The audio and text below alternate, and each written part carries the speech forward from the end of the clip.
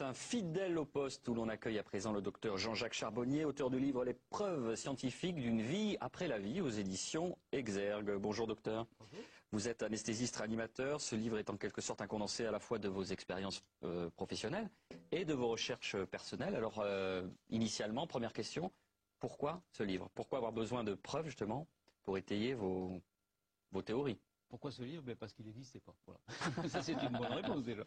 Les preuves scientifiques sont là. On a maintenant des preuves scientifiques médicales. La médecine est une science. Et on a la preuve que lorsque le cerveau s'arrête de fonctionner, c'est-à-dire la définition actuelle de la mort clinique, eh bien les gens étaient capables d'avoir une perception, une cognition, ils étaient capables de voir ce qui se passait autour d'eux, ils étaient capables d'appréhender même ce qui se passait à distance de leur corps physique, au moment même où leur cerveau ne fonctionne plus. Donc, à moins d'être complètement bouché, eh bien, on a là la preuve que l'après-vie existe, qu'il existe une forme de vie et de conscience après la mort. Donc, c'est tout à fait révolutionnaire. C'est quelque chose qui va bouleverser tout, si vous voulez, mais on n'arrive pas à communiquer là-dessus parce que c'est tellement bouleversant pour tout le monde que j'ai beaucoup de mal à communiquer, en particulier dans des émissions en direct. Parce que je fais relativement beaucoup de télé, j'ai fait TF1... Vous le dites dans votre livre, vous êtes obligé de faire des phrases courtes. Non, je vous coupe pas, mais c'est pour dire justement, pour éviter qu'au montage, vos propos ne soient... Oui, parce que ça dérange, si vous voulez, ça dérange nos sociétés occidentales qui sont basées essentiellement sur le matériel. On est dans une société où il faut produire, où il faut travailler plus pour gagner plus. Enfin bon, je ne veux pas faire de politique, mais on est dans cette logique-là, avec au-dessus le tabou de la mort qui plane. Et ce tabou de la mort, on en a besoin dans une société qui fonctionne comme ça parce qu'il n'y a pas cette dimension spirituelle, si vous voulez, qui éloigne tout ça. Donc on est dans une société de peur, on est dans une société où on ne peut pas parler de ces choses-là, du spirituel, parce que c'est contre nature, c'est contre la nature même du monde occidental. C'est pour ça que j'ai voulu écrire ce livre. Il y a beaucoup de témoignages dans ce livre. Il y a mon ami Jean Morzel qui a écrit lui aussi un livre qui s'appelle Tout commence après, publié aux éditions CLC, qui lui donc a vécu une expérience pendant une période de coma, pendant une anesthésie en particulier. Il est sorti de son corps, il a pu traverser les murs, il a pu décrire une plaque qui était située sous la table d'opération, et tout ceci a pu être vérifié. Donc ça veut bien dire qu'à un moment donné, on est capable de sortir de son corps. Ça semble ahurissant, c'est un petit peu farfelu de raconter ça actuellement. Mais pourtant, les preuves sont là, et ce sont des preuves scientifiques, ce sont des preuves médicales. Les gens, donc, avec une activité cérébrale nulle, sont capables d'avoir une perception. Et ça, bon, c'est la question qu'on peut se poser, donc c'est ce qu'on appelle une expérience de mort imminente, la Near Death Experience en anglais, c'est cela? Oui. La question qu'on peut se poser, c'est, dans les témoignages, ils sont relativement concordants. Alors, est-ce que c'est parce qu'il y a ce socle commun de culture qui dit, même si on a perdu la spiritualité, on baigne quand même en France dans la culture judéo-chrétienne. Donc, ce qu'on appelle ce tunnel, cette lumière blanche, tout ça, on peut l'expliquer aussi par ce socle commun. Je me fais l'avocat des rationalistes, justement. Oui, mais vous avez tout à fait raison. Il y a un tas d'invariants. On a tout un système d'éléments récurrents. Dans les témoignages qui ne changent pas, des choses qui ne changent pas. Mais imprégné d'une certaine culture quand même. C'est un petit peu comme si vous preniez un Russe, un Anglais, un Français, un Esquimau, et puis que vous l'envoyez en Espagne. Bon, ils vont avoir un discours différent, mais on verra bien au bout du compte qu'ils sont allés en Espagne. Bon, mais là c'est un petit peu la même chose. Ils sont allés de l'autre côté, parce qu'on ne peut plus dire maintenant qu'on ne sait plus ce qui se passe après la vie, au moment de la mort, puisque ces gens sont véritablement morts quand même. Ils ont été en état de mort clinique, avec un cerveau qui ne fonctionnait plus. C'est le scientifique qui parle, c'est la définition de la mort, c'est quoi la définition scientifique? C'est une définition qui varie en fonction des limites de nos possibilités de réanimation. C'est-à-dire qu'il y a 20 ans, qu'on n'avait pas les mêmes C'était l'arrêt cardiaque, enfin voilà. Peut-être pas il y a 20 ans, parce qu'on arrivait à réanimer. 40 ans, mettons, maintenant c'est il faut que le cerveau s'arrête de fonctionner pendant tant de minutes, je dis n'importe quoi. Oui, c'est ça, vous avez raison.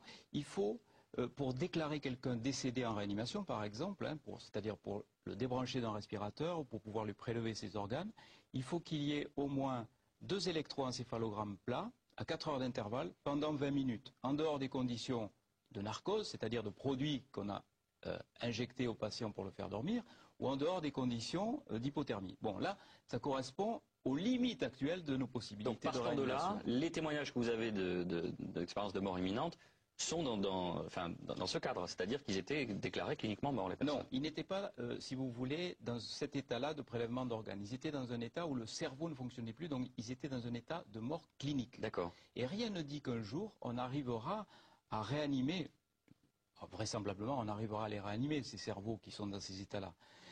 Un jour, dans 10 ans... Mais on n'a pas d'explication du fait que le cerveau est censé être arrêté, et pourtant ils ont cette expérience-là, ils la décrivent au retour. Parce que si vous voulez, les matérialistes, ils disent quoi?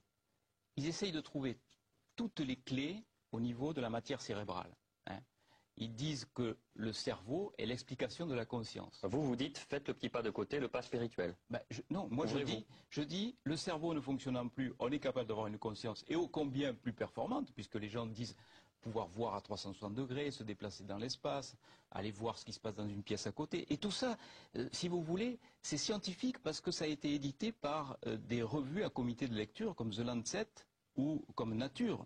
Oui, qui sont les revues les plus prestigieuses. C'est les revues les plus prestigieuses, c'est pas des revues ésotériques, mais avec ces résultats-là, on est incapable de franchir le pas pour dire aux gens, oui, il existe bien une forme de conscience lorsque le cerveau s'arrête, lorsque nous sommes en état de mort clinique. Et c'est quand même surprenant qu'on n'arrive pas à passer ce message-là. Pourquoi? Dans les cas que vous évoquez, la mort clinique, elle a eu quelle durée? Ça a duré combien de temps? Pendant combien de temps est-ce que le patient a été dans cet état? Il y a des états comateux qui ont duré des mois. Et vous avez des gens qui ont eu des expériences. Il y a eu le cas, par exemple, de cette femme qui a été opérée du cerveau. On a interrompu sa circulation cérébrale. On l'a opéré d'un anévrisme cérébral. On a fait baisser sa température corporelle très très bas. Son cerveau à 15,5 degrés. Ouais. Et plus d'activité électrique au niveau du cerveau, mesurable par le potentiel évoqué auditif ou l'électroencéphalogramme. Plus aucune activité, plus aucune façon d'avoir une conscience. Et pourtant, à son réveil, cette patiente décrit toute l'intervention, les instruments qui ont été utilisés, que les chirurgiens ont mis dans son cerveau, la conversation qui a eu lieu entre le chirurgien et le cardiologue qui avait voulu assister à l'intervention. Alors, elle a entendu avec autre chose que ses oreilles, elle a vu avec autre chose que ses yeux, elle a eu une conscience avec autre chose que son cerveau. C'est peut-être ça la démarche la plus difficile à accepter. Ben vous oui, êtes en train de, entre les lignes, voilà. Ça veut dire une forme de télépathie, une forme de communication sensorielle différente. Il suffit d'accepter ce principe, qui est évident maintenant qu'on a tous ces éléments-là, que la conscience n'est pas le fruit du cerveau, que la conscience n'est pas sécrétée par le cerveau, comme le foie sécrète la bile, tout simplement. Et où le siège de la conscience? Je pense qu'elle est à l'extérieur. Et on arrivera à le prouver le jour, mais ça arrivera un jour. Je suis persuadé, si l'humanité est assez sage pour vivre autant de temps encore, mais d'ici quelques siècles, probablement... Si on ne se fait pas tous péter avec une bombe, vous voyez. Oui, voilà. On arrivera à greffer... c'est lundi. On arrivera à greffer des cerveaux, ça arrivera un jour. Et on aura la surprise de voir que l'individu qui a un cerveau greffé n'est pas un individu nouveau. C'est-à-dire, il aura l'intégralité de sa conscience et de sa mémoire aussi. Et ça, on commence à le percevoir avec, si vous voulez, autre chose qui s'appelle la vision holographique de la conscience. Tout se passe comme si notre conscience était située à l'extérieur et qu'elle soit donc par un système qu'on ignore encore, mais qui serait comme un faisceau laser qui va percuter un neurone et qui va donc donner l'intégralité de l'image et de la conscience sur n'importe quelle parcelle de neurones. Eh bien voilà comment peut être conçue la conscience actuellement.